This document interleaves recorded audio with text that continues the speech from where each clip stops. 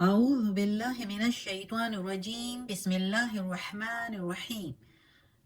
सब वीडियो देखने और सुनने वालों को अस्सलाम वालेकुम। हमारे चैनल के प्यारे व्यूअर्स, आज हम तिलावत करेंगे सूरह हूद की आयत नंबर 61 और 62। ये है 61, ये 62, यानी कि आयत नंबर 61 एंड 62 इंशाल्लाह तिलावत करेंगे तर्जुमा के साथ और तफसीर के साथ। तो चले शुरू करते हैं आज का सबक। लेकिन शुरू करने से पहले चैनल को सब्सक्राइब करें, बेल नोटिफिकेशन को ऑन करें ताकि अगली वीडियो आपको आसानी से मिलती रहे, और हो सके तो शेयर भी करें ताकि ज़्यादा से ज़्यादा लोग देखें, तो आपको भी सवाब ज़्यादा मिले और मुझे भी। तो चलें अब शुरू करते हैं आज का सबक। अऊज़ु बिल्लाहि मिनश शैतानिर रजीम बिस्मिल्लाहिर रहमानिर रहीम। व इला और तरफ, समूदा कौम समूद के, अखाहुम भाई उनका, स्वालिह सालिह अलैहिस्सलाम, यानी कौम समूद की तरफ हमने उनके भाई सालिह को भेजा। काला कहा उसने, या काला का मीनिंग सिर्फ कहा, लेकिन उसने हम इसलिए कह रहे हैं कि ये सात जुमले की समझ आए, आयत की समझ आए। या कौम अबुदुल्लाह, ए कौम बंदगी करो अल्लाह की, इबादत करो अल्लाह की। मा लकुम नहीं है तुम्हारे लिए, लकुम मिन इलाहिन गैरुहु नहीं है तुम्हारे लिए कोई माबूद सिवाय उसके, गैर सिवाय हु उसके, लकुम तुम्हारे लिए।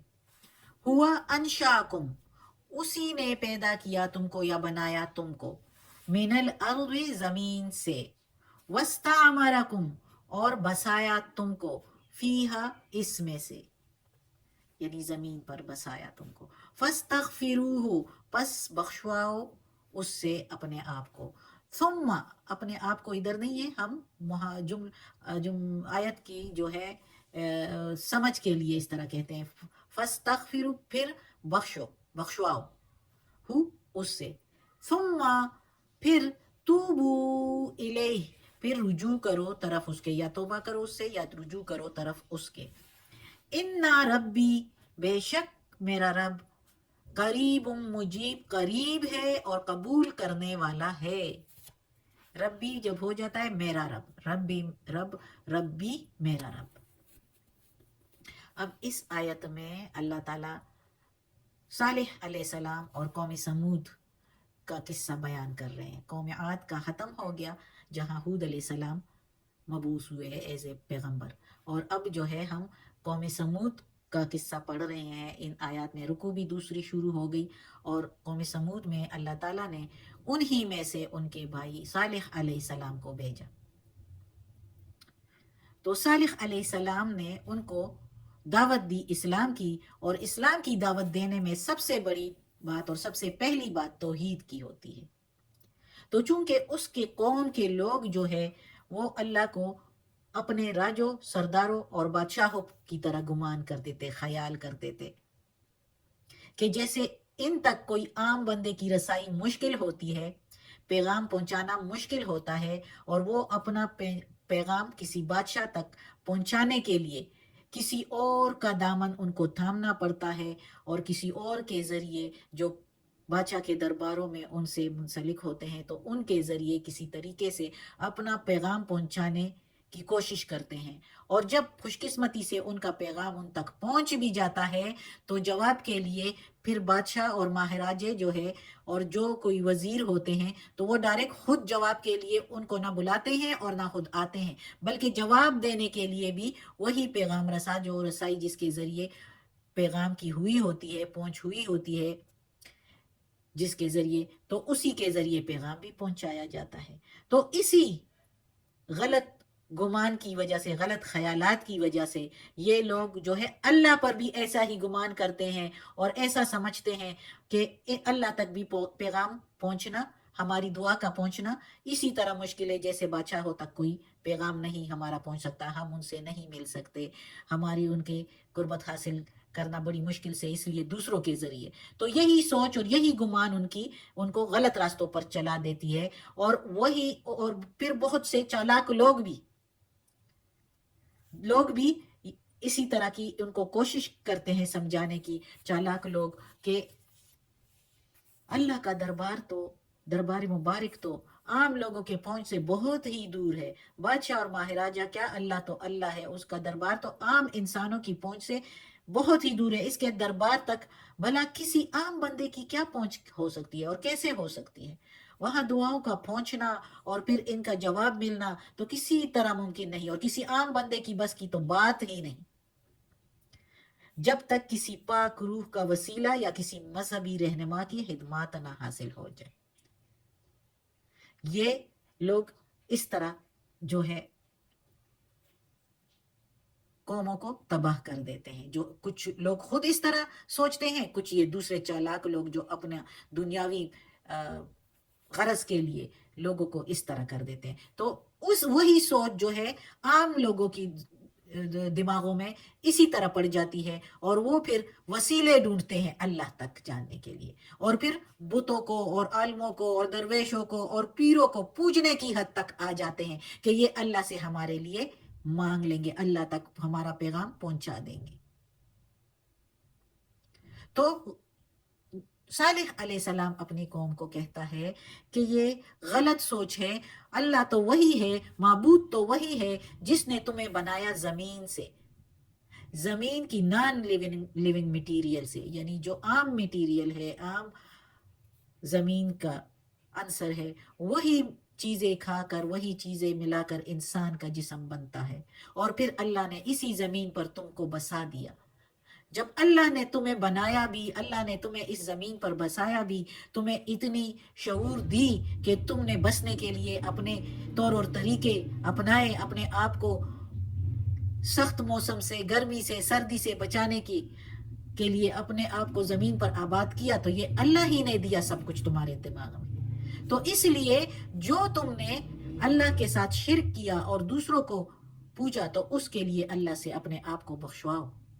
जो पहले तुमने गलतियां की, तुम्हें समझ नहीं थी, तो अब जब मैंने पैगाम पहुंचाया कि अल्लाह तक पहुंचने के लिए किसी जराए की जरूरत नहीं, तो उस अल्लाह को से माफी मांगो, अपने आप को बख्शवाओ और उसकी तरफ रुजू करो। और दो लफ्जों में सालिह अलैहिस्सलाम ने अपनी कौम को दो लफ्जों से सारे तहमात और उनके वो बातों का जो निचोड़ था उसको तोड़ दिया कि एक तो मेरा रब तुम्हारे करीब है, तुम्हारे शहरब से भी ज्यादा करीब है, और एक वो मुजीब है, जब करीब है तुम दुआ मांगते हो, उससे कुछ मांगते हो, तो वो मुजीब है, वो कबूल भी कर लेता है अगर वो तुम्हारे लिए बेहतर हो। तो सालिह अलैहिस्सलाम ने कहा कि ये तुम कहाँ फिरे जाते हो, जब तेरा रब करीब है और उसके दरवाजे हर आम और खास के लिए खुले हुए हैं, उसके दरबार में सब एक ही हैसियत है। अगर कोई अमीर है, बादशाह है, तो वो उसमें उसकी आजमाइश है दुनिया में, और अगर कोई गरीब है, रियाया है, उसकी पहुंच उधर तक नहीं है बादशाहों तक, तो वो भी उसकी आजमाइश है, लेकिन अल्लाह उसके करीब है।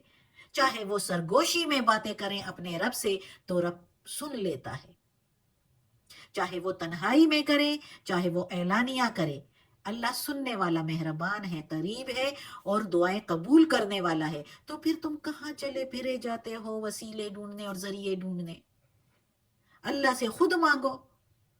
देखो सालिह अलैहिस्सलाम भी कहता है वो करीब है और मुजीब है, सुनने वाला भी है, इतना करीब है कि जो कुछ तुम सरगोशी में भी कहो तो सुन लेता है और कबूल भी करने वाला है। अगर हमारे हक में कुछ बेहतर हो तो वो कबूल कर लेता है, और अगर बेहतर ना हो तो वो इस दुनिया में तो वो हमें नहीं देता, लेकिन उससे बेहतर हमें वो दूसरी जहां में दे देता है।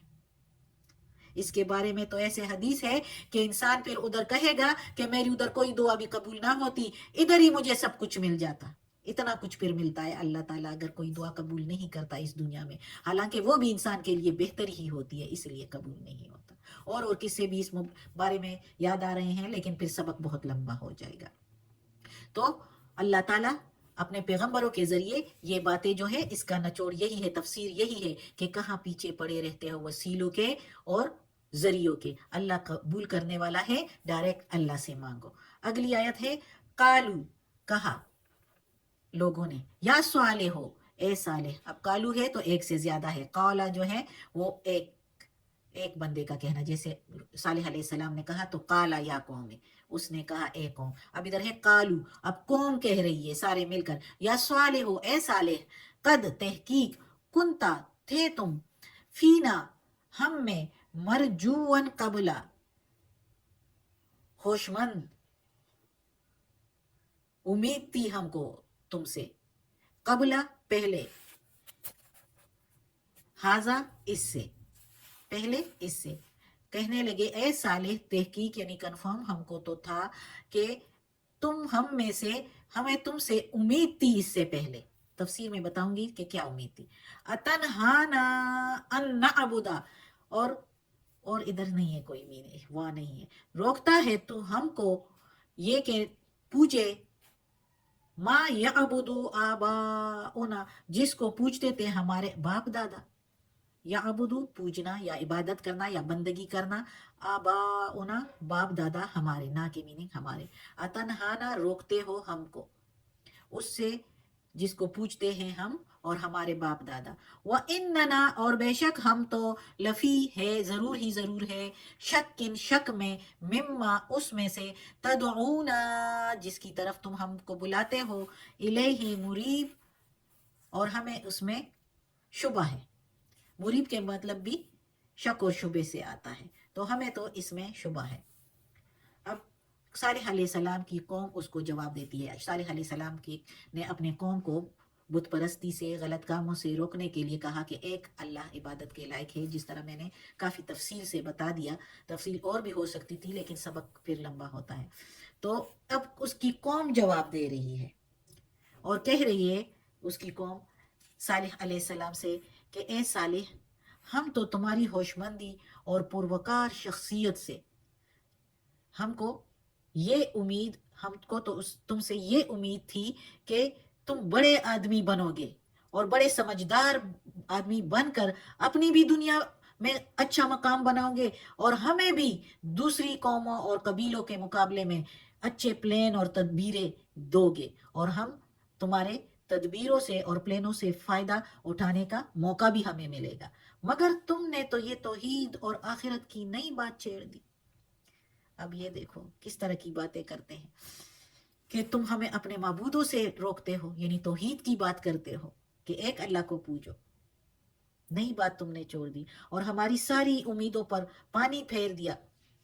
ویسے بالکل اسی طرح محمد صلی اللہ علیہ وآلہ وسلم کے زمانے میں اس کی قوم تو ہم بھی ہے، یعنی مکہ والوں نے بھی یہی خیالات پیش کیے تھے اور اسی طرح کہا تھا کہ اے قوم، اس کی قوم نے یہ کہا تھا کہ محمد صلی اللہ علیہ وسلم، ہم کو تو تم سے بڑی امیدیں تھی، اور وہ کہتے تھے کہ یہ بڑے ہو کر یعنی ایک بڑے تاجر بنیں گے اور ہمیں اس کے تدبیروں سے، اس کے مشوروں سے بڑا فائدہ پہنچے گا. لیکن یہ تم ہمیں کیا توحید کی اور آخرت کی باتیں بتانے لگے ہو. بالکل اسی طرح اس کی قوم نے بھی کہا تھا، یعنی محمد صلی اللہ علیہ وسلم کے مکہ والوں نے کہا، قوم تو ہم بھی ہے، امت تو ہم بھی ہے محمد صلی اللہ علیہ وآلہ وسلم کو، ہمیں اللہ اس طرح کہنے کی توفیق نہ دے. لیکن مکہ کے جو مشرکین تھے وہ یہی کہا کرتے تھے کہ اچھا تم ہمیں روکتے ہو اس سے جس کو ہمارے باپ دادا پوجتے تھے. اچھا اگر باپ دادا بے وقوف ہو، سمجھ نہ ہو، کوئی سمجھ والا نہ ہو، ظاہر ہے دنیا میں بہت ایسے لوگ بھی ہیں کہ وہ بہت کم سمجھ رکھتے ہیں، پاگل بھی ہوتے ہیں، ان کی بھی اولاد ہو جاتی ہے، لیکن کوئی ہے ہوتے ہیں جو کم عقل والے ہوتے ہیں. تو انہوں نے جو کیا تو ہم ساری عمر یہی کہیں گے کہ ہمارے باپ دادا نے ادھر یہ کام کیا تھا. اگر کسی حماقت سے کسی کے باپ دادا نے یہ کام کر لیا تو سارے قوم جو ہے اس کے پیچھے پڑتی رہے گی اور جواب یہ دے گی کہ ہمارے باپ دادا نے یہ کیا تھا، ادھر یہ مکھی ماری تھی تو ہم بھی یہ مکھی اب ادھر مارتے ہی چلے آئیں گے آخر تک. یہ کیا جواب ہوا؟ یہ تو کوئی معقول جواب نہیں ہے کہ ہم اپنے باپ دادا کے کہنے پر چلیں گے. خود بھی تو سوچو، دماغ تو ہے، باپ دادوں نے کیا کیا ہے، وہ غرق ہو رہے ہیں، غلط راستے پر گئے تھے تو اب تم بھی اس پر جا رہے ہو اور پھر یہ کہتے ہیں کہ ہم شک میں ہیں اس میں جس کی طرف ہمیں تم بلاتے ہو. پھر صالح علیہ السلام نے ان سے کہا کہ اللہ کے سوا کوئی معبود نہیں، اسی نے تو تم لوگوں کو ادھر زمین میں بسایا اور سب کچھ اللہ تعالیٰ ہی نے کیا. یعنی پچھلی آیت میں جیسے ہم نے پڑھا کہ زمین سے ہی پیدا کیا اور پھر تمہیں بسانے کے بھی طریقے سکھائے، تو اس کے بارے میں تم شک کرتے ہو.